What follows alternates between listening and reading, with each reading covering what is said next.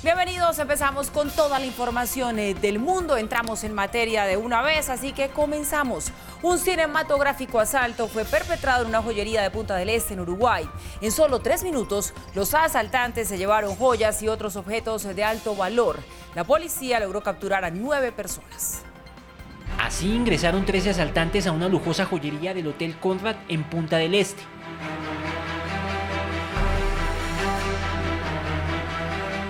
Varias cámaras de seguridad registraron el momento en que las personas ingresaron al local, la mayoría de ellas armadas y con sus rostros cubiertos. En solo 3 minutos empacaron varios artículos y escaparon del sitio. El diario local El Observador registró el despliegue de la policía para ubicar a los delincuentes. 5 de los asaltantes fueron ubicados en esta vivienda. En el operativo también fueron recuperados algunos de los objetos que habían sido hurtados. Las autoridades lograron detener a otras 4 personas. Los 13 asaltantes que perpetraron el hecho a las 8 de la noche del 6 de febrero eran de nacionalidad mexicana. Entre los objetos robados hay entre 150 y 200 relojes, cuyo valor oscila entre $10.000 y $460.000. Punta del Este es una ciudad situada en el extremo sur de Uruguay. Es uno de los sitios turísticos más visitados de Sudamérica por la belleza de sus playas, pero en las últimas semanas ha sido foco de atracos y hechos de violencia. Hace tan solo 6 días, delincuentes activaron explosivos en este cajero, ubicado en la parada 8 de la avenida Roosevelt. Robo de película de la joyería, es verdad. Demócratas y republicanos, pasando a otros temas, llegaron a un acuerdo para el presupuesto, evitando un nuevo cierre del gobierno. Pese a la solución financiera, quedaron por fuera los Dreamers, quienes una vez más están en el limbo migratorio. La incertidumbre dejó de ser la gran protagonista en el Congreso de Estados Unidos. Demócratas y republicanos llegaron a un acuerdo que por ahora da 2 años de estabilidad al gobierno federal, con un aumento de gasto de $300 mil millones, pero que sigue dejando en el limbo a más de 800,000 Dreamers. Pese a que los partidos lograron una solución para la economía interna, sigue sobre la mesa la problemática migratoria, ya que no se llegó a ningún acuerdo sobre los jóvenes indocumentados que llegaron siendo niños a Estados Unidos y siguen a la espera de una solución a su estatus migratorio. Aunque ese fue el tema que ocasionó el cierre de gobierno por falta de un acuerdo, en esta oportunidad quedó fuera de la agenda mientras avanzaron con las negociaciones. Donald Trump le pidió al Pentágono organizar un desfile militar para mostrar el poderío de los Estados Unidos, un evento que suele llevarse a cabo en celebraciones posbélicas y que no se llevaba a cabo desde 1991 en este país. La Casa Blanca y el Pentágono confirmaron la petición de Donald Trump de organizar un gran desfile militar. Aunque aún se desconocen detalles y la fecha, la solicitud ya está sobre la mesa. Es que en Estados Unidos no se lleva a cabo un desfile militar a gran escala desde junio de 1991, después de ganar la Guerra del Golfo, cuando George Bush padre era presidente de Estados Unidos. Se trata de una petición poco usual, una exhibición reservada a celebraciones postbélicas. Cuando la petición presidencial fue dada a conocer a través del diario The Washington Post, las críticas no se hicieron esperar. Aseguran que Trump quiere imitar a Francia. Desde que presenció el desfile militar en los Campos Elíseos de París el año pasado, quiso una ceremonia similar, pero en la nación americana. En Taiwán, los cuerpos de socorro trabajan contra el tiempo para lograr rescatar a las más de 60 personas que permanecen bajo los escombros después de que un fuerte terremoto azotara al norte de la región.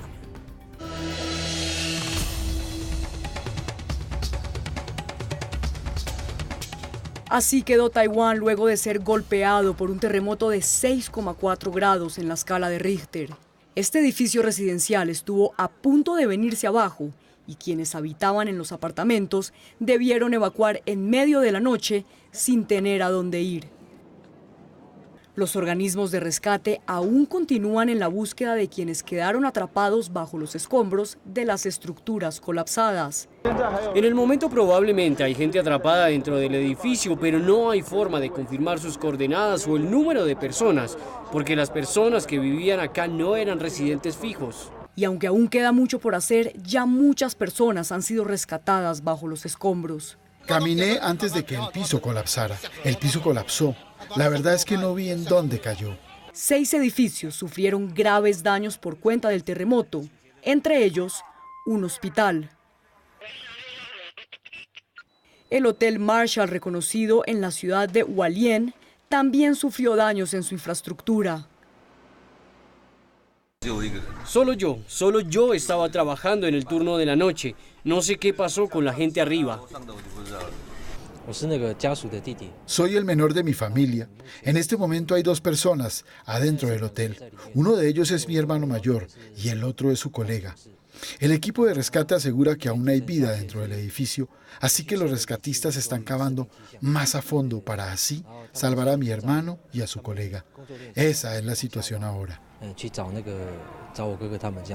Fuentes oficiales confirmaron la muerte de 7 personas, quienes no lograron evacuar a tiempo y quedaron atrapadas bajo los escombros.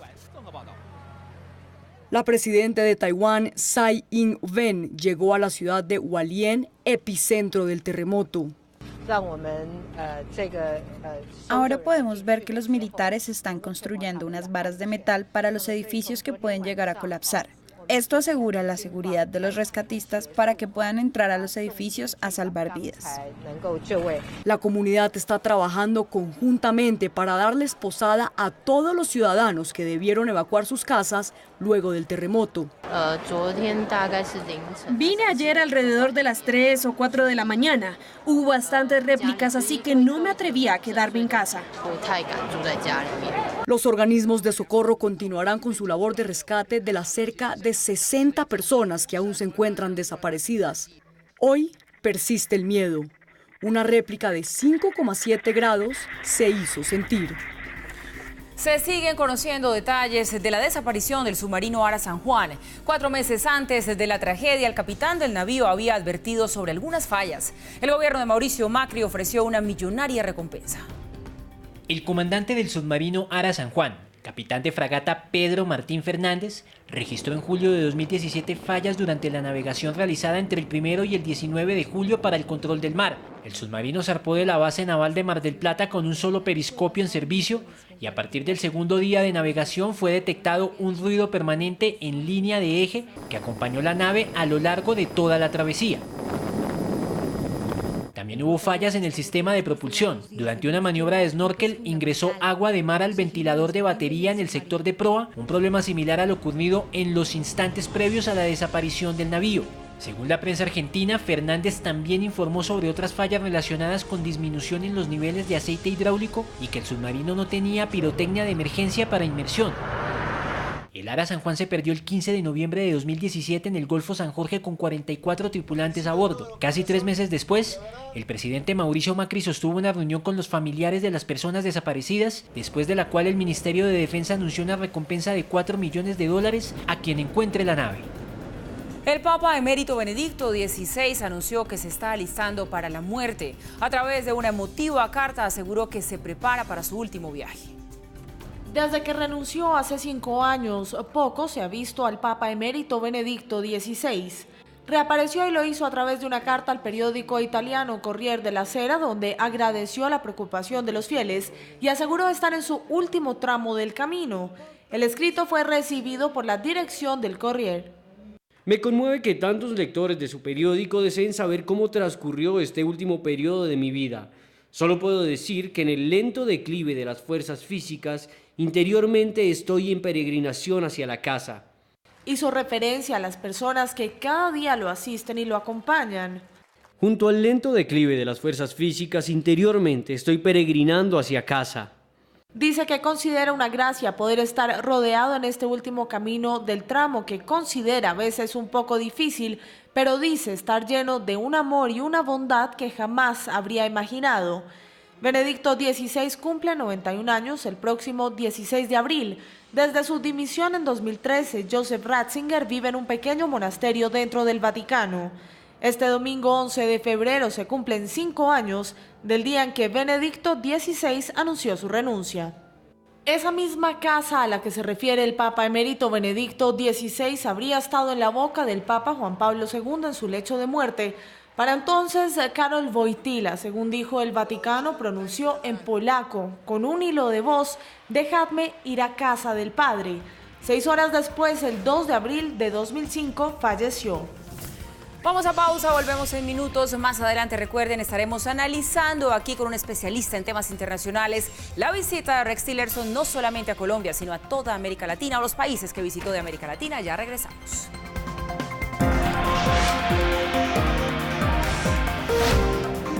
Buenas noches. Y el alcalde Enrique Peñalosa aseguró que detrás de las protestas de ayer en Engativá, donde un bus del SITP resultó quemado, hay móviles políticos. Aseguró que después de haber puesto un trino donde aseguraba que iba a ser limpiada la localidad de Engativá, pues el concejal Holman Morris había puesto otro trino donde aseguraba que iban a mandar al SMAT. El alcalde dijo que pues era una coincidencia muy rara. Por su parte, el concejal Holman Morris, en otros trinos posteriores, invitó al alcalde a ir al Consejo de Bogotá para debatir sobre este tema. El distrito aseguró que en 3 días estará conjurada esta emergencia sanitaria por basuras en Bogotá. En la emisión central de Red Más Noticias, los detalles de esta noticia.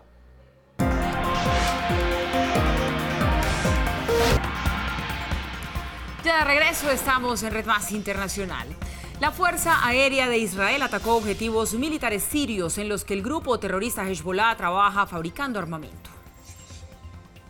3 objetivos militares cerca a Damasco, la capital siria, fueron atacados por parte de la Fuerza Aérea israelí, según confirmó el ejército sirio.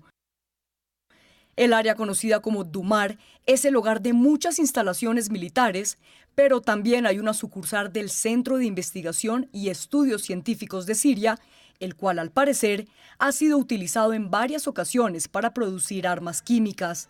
El martes, rebeldes sirios denunciaron la utilización de armas químicas por parte del régimen de Bashar al-Assad en sus ciudadanos.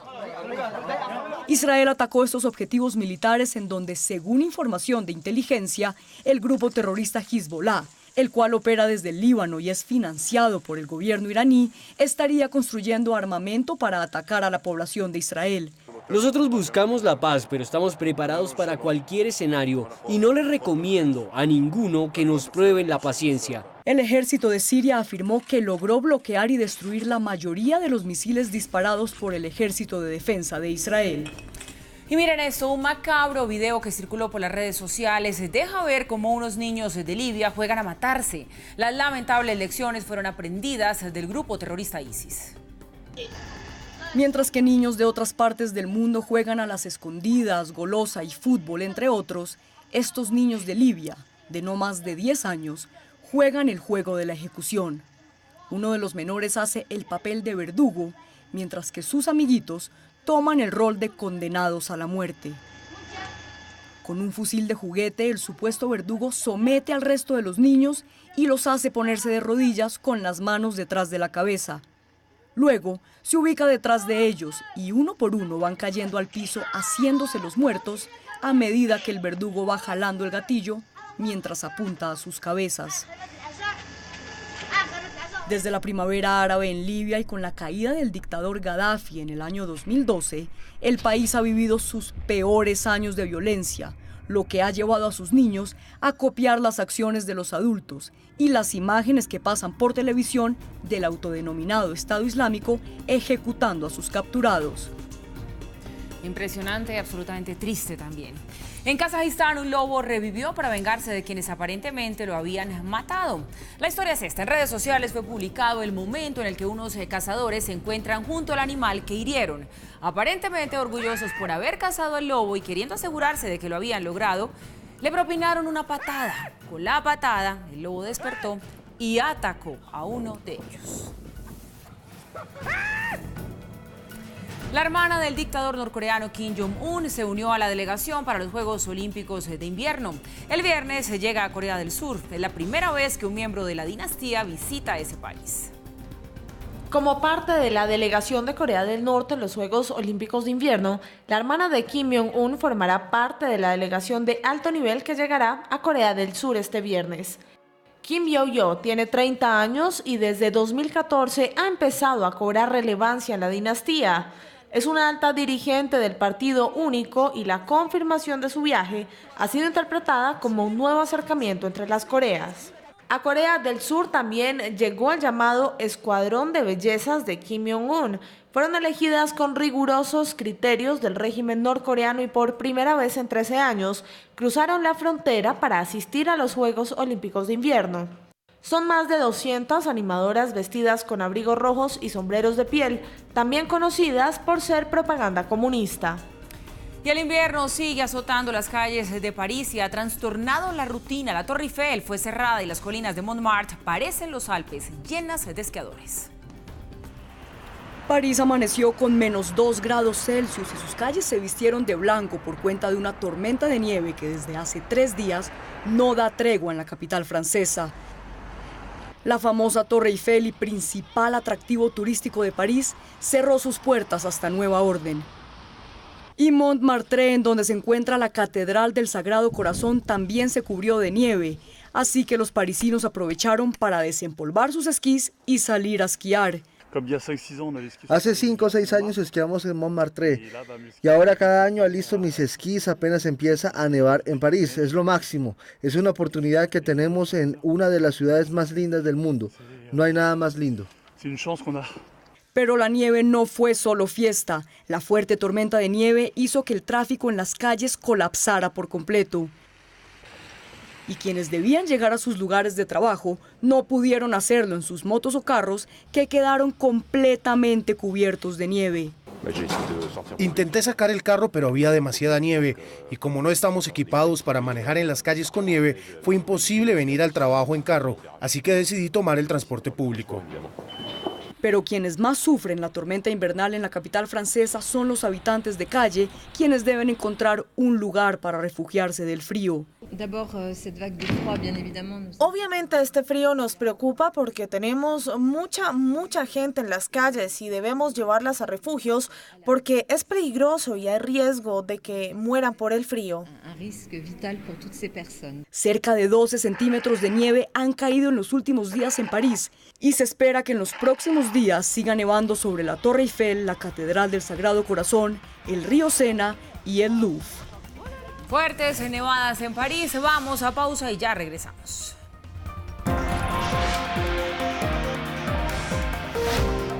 Hola, buenas noches. La Corte Constitucional tumbó la sentencia por medio de la cual se obligaba al alcalde de Bogotá, Enrique Peñalosa, a realizar la consulta antitaurina en la ciudad de Bogotá para definir la continuidad o no de la práctica de la tauromaquia en la Plaza La Santa María de Bogotá. Según el máximo Tribunal Constitucional, no es una autoridad local la que debe definir un tema de carácter nacional, además de que ya se trata de un trámite de cosa juzgada, por lo que anteriormente ese mismo tribunal había ordenado al Congreso de la República legislar en máximo 2 años sobre el tema. Todos los detalles de esta información en nuestra emisión de las 8 de la noche de Red Más Noticias.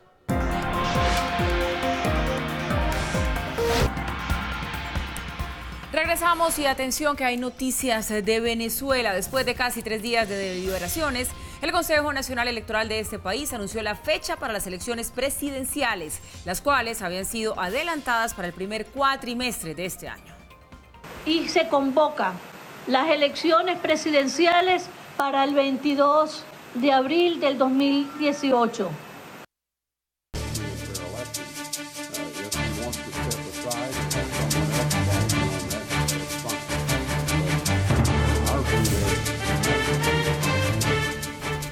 Finalizó la gira del secretario de Estado norteamericano Rex Tillerson por Latinoamérica. Pidió apoyo para solucionar la crisis que enfrenta Venezuela, pero algunos gobiernos de la región dejaron claro que solo apoyarán una salida pacífica y democrática.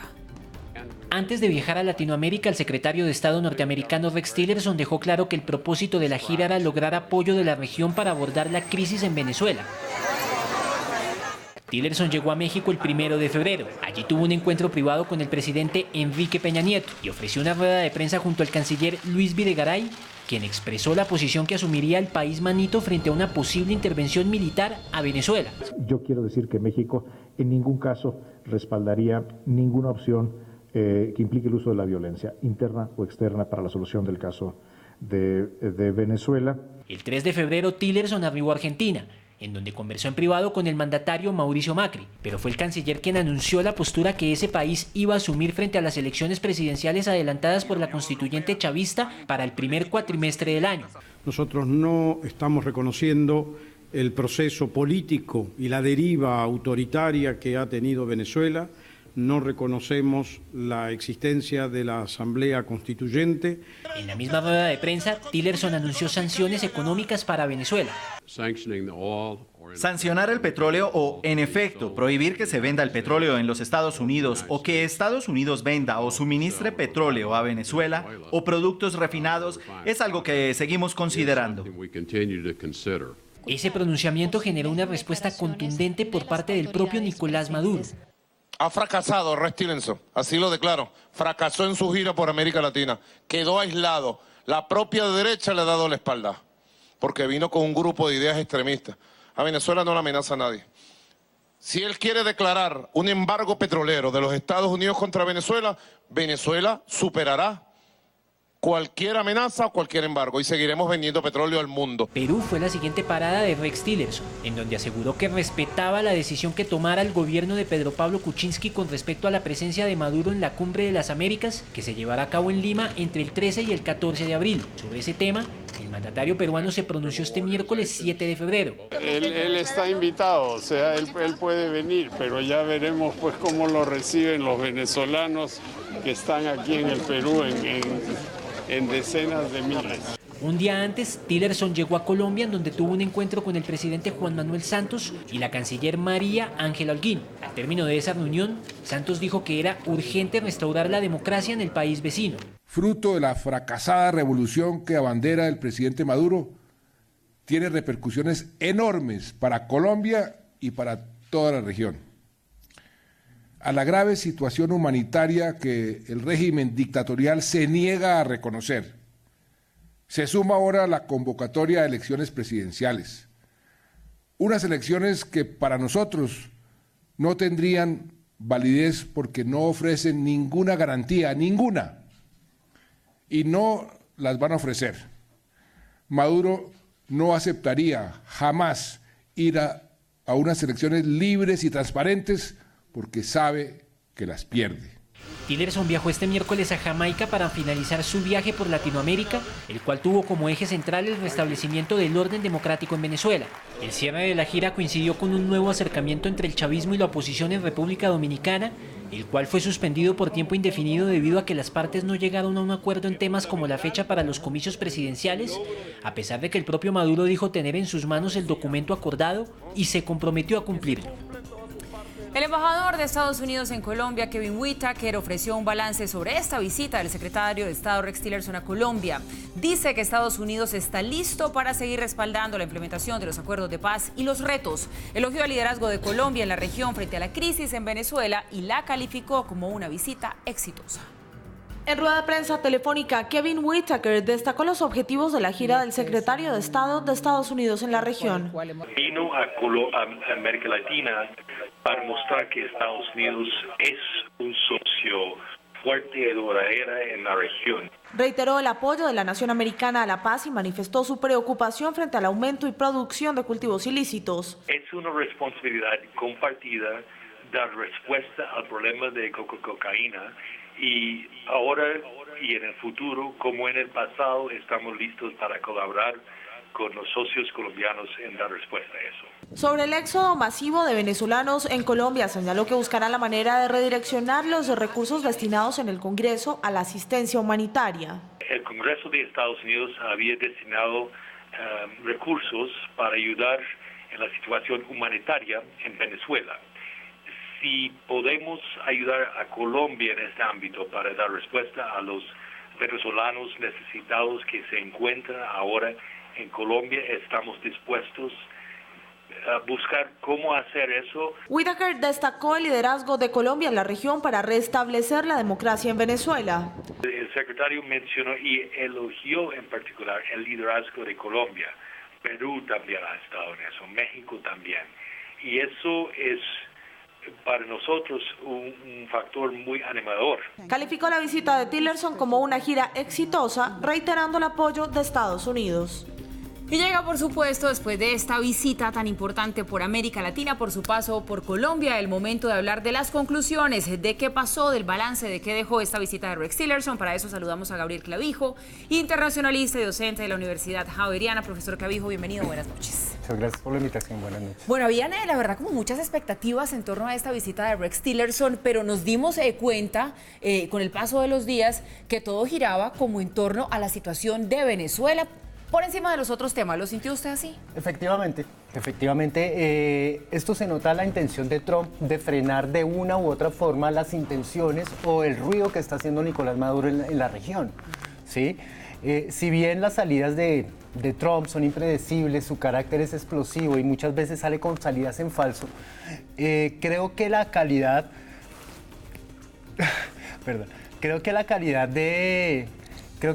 del discurso de Donald Trump ha sido de una manera u otra un poco más conciliatoria con esta visita de Tillerson, ¿sí?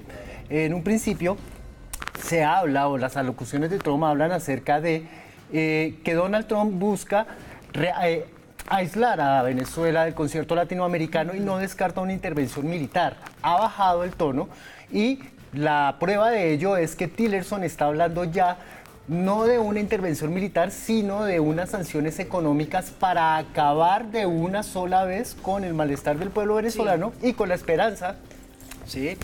Pues mire, justamente sobre ese tema de la intervención militar le quería preguntar, porque dentro de todas las notas de contexto que tocábamos aquí para hablar de lo que tenía que ver con esta visita de Tillerson, decíamos que algunos gobiernos sí dejaron claro que solo apoyarían una salida pacífica y democrática. ¿Por qué la aclaración de esos gobiernos? Porque ven todavía ese dejo en el gobierno de Donald Trump de querer de pronto llegar a una salida militar como solución. No creo. Realmente lo que está haciendo Trump es una reconfiguración de su influencia regional, no por medios militares ni por medios violentos, que sería la constancia y la línea natural, el desenlace natural de su discurso belicista que ha tenido desde que entró a la presidencia de Estados Unidos. Creo que ha querido bajar un poco el volumen. Lo que ha hecho es frenar las exportaciones de petróleo de Venezuela con el fin de doble sentido un poco maquiavélico de que las condiciones en Venezuela sean tan insoportables que la población llegue a un nivel de fastidio, de hastío total, que genere una explosión social y que caiga el régimen. Pero, profesor Clavijo, esas sanciones petroleras todavía las están estudiando, no al nivel en que uno pensaría que ya es el momento como de entrar en ellas. ¿Va a tomar la decisión ahora sí Estados Unidos o no? Realmente está estudiándolo, es una cosa que está tanteando el terreno. Venezuela es una papa caliente, realmente Venezuela es una cosa que Estados Unidos tiene que manejar de una manera muy especial, porque si llega a intervenir militarmente a Venezuela se le viene el mundo entero encima. ¿Por qué? Porque Venezuela, mal o bien, nos guste o no, es un régimen que subió de una manera democrática. No importa si sus elecciones son amañadas o no, eso tenemos que discutirlo y está en tema de discusión, pero ante el mundo es un gobierno legítimo, el de Maduro. Y uno de los principales estatutos de no intervención o de principios de no intervención es jamás intervenir en gobiernos legítimos de un país, sea el que fuere. Entonces sería casi que una declaración de guerra frente a Venezuela. Estados Unidos no se puede arriesgar a hacer eso, entonces tiene que buscar todas las salidas posibles para acorralar al sistema y que implote por sí mismo. Además de las sanciones, ¿qué podría aportar el gobierno de los Estados Unidos al Grupo de Lima y a la OEA en este trabajo que ellos han venido haciendo como por tratar de frenar lo que está sucediendo en Venezuela? Mejor dicho, ¿cómo podría ser ese trabajo conjunto que fue una de las cosas que ofreció Rex Tillerson en su paso por Perú y en su paso por otros países? Realmente Rex Tillerson lo que está haciendo es crear un quórum o crear un consenso regional en organismos de seguridad, le hace la OEA o la ONU, para que apoyen las políticas de Donald Trump frente a las sanciones contra Venezuela. Está buscando un respaldo internacional, ¿sí? Trump es consciente de lo que ha hecho en América Latina y ha sido un aislamiento de Estados Unidos frente a Latinoamérica, y eso ha generado ciertos resentimientos de la región. Se ha notado en términos diplomáticos, también en términos comerciales. Colombia, México, Brasil se están acercando a otros bloques comerciales como Asia-Pacífico y han dejado de lado a Estados Unidos, sobre todo México, que era su principal aliado. Entonces, lo que está haciendo Trump es crear una serie de quórums o una serie de acuerdos regionales. No es gratis que haya visitado Lima, haya visitado Argentina, no haya diferentes países que son importantes en la región para buscar un quórum dentro de sus proyecciones o sus aspiraciones en los organismos de control. Y temiendo un poco también, profesor Clavijo, lo que está pasando con China y con Rusia, que ven que están creciendo con su influencia en la región. Pero También por eso vinieron a hacer presencia un poco acá. Pero por supuesto, la influencia rusa en Venezuela es muy fuerte en términos comerciales de deuda. Nicolás Maduro tiene una gran deuda con Rusia en términos de petróleo y de intercambio militar y los acercamientos que estamos teniendo inclusive nosotros en el bloque Asia-Pacífico con China. Entonces Estados Unidos tiene que asegurar su zona natural de influencia, que es del Río Grande hacia abajo. Sí. Entonces Estados Unidos tiene que hacer una serie de jugadas diplomáticas para asegurar, por decirlo de alguna manera, la alineación de los países latinoamericanos. Hay una cosa muy importante y es el carácter de Trump, ¿sí? La política es hecha por seres humanos y los seres humanos tienen sus particularidades. Y él impone su sello a las políticas que hace. Es un tipo completamente impredecible, es un tipo completamente que no saben de dónde va a salir, no sabes tú de dónde va a salir la próxima reacción. Entonces ha sido un juego muy difícil para Washington para un poco mantener la región de una manera calma, por decirlo de alguna manera. Bueno, no podemos pasar por alto en este balance de las conclusiones de lo que fue esta gira de Tillerson por América Latina, bueno, y también por lo que tiene que ver con otros países de América en general como continente, su visita por México. Después de su paso por México, ¿qué decir de cuál va a ser el futuro de ese Tratado de Libre Comercio Estados Unidos, Canadá y México? Yo creo que con Peña Nieto la relación es un poco tensa. Realmente el futuro con México es un futuro de tratar de arreglar las conexiones comerciales que han sido lastimadas en términos de cancelación de exportaciones mexicanas a Estados Unidos. Está reconfigurándose el comercio regional y está configurándose también un tema muy importante y es asegurar un crecimiento mexicano para que los flujos migratorios no sean tan grandes a Estados Unidos. En la medida en que México crezca económicamente no va a haber una necesidad de migración masiva. ¿Por qué? Porque pues, la economía responde a las necesidades de la población. Sí. Si hay crisis económica, la población se dispara hacia Estados Unidos. Es una forma mucho más inteligente de frenar migración y no construirles un muro. ¿Sí? Entonces, en esa medida está ejerciendo un poder blando Donald Trump para tratar de limar un poco las asperezas que existen ahorita en México. ¿Quién lo creyera? Donald Trump ejerciendo poder blando, nunca lo habíamos imaginado. Pues Gabriel Clavijo, internacionalista y docente de la Universidad Javeriana, gracias por habernos acompañado aquí esta noche. Balance que queríamos hacer acerca de esta visita anunciada, esperada, teníamos muchas expectativas y por supuesto queríamos entender qué nos había dejado. Feliz noche. Feliz noche, muchas gracias por la invitación. Nos vamos así, termina esta emisión de Red Más Internacional. Ustedes como siempre, gracias por su compañía. Sigan con nosotros que ya viene Camila Sin Filtro. Buenas noches.